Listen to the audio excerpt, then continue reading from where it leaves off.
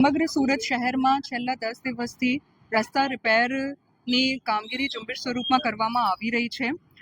તમામ ઝોન્સમાં મેનપાવર અને machinery materials દિવસ રાત કામગીરી કરી રહ્યા છે.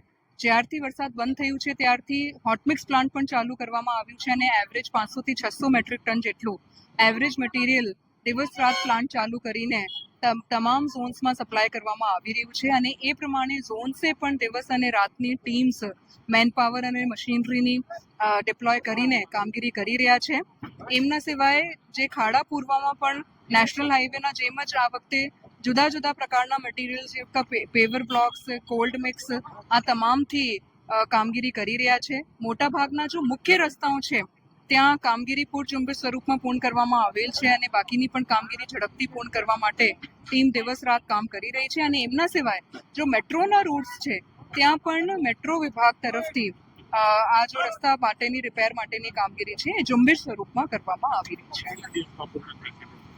અત્યારે ચૂંકી વરસાદ નથી થઈ રહી એટલે દિવસ રાત હોટમિક્સ પ્લાન્ટ પૂરું કરીને ચલાવીને આ રસ્તાઓની કામગીરી પૂર્ણ કરવામાં આવી રહી છે અને ત્યાર પછી જો ઇન્ટરનલ રસ્તાઓ છે ત્યાં પણ આ કામગીરી કરવામાં આવશે.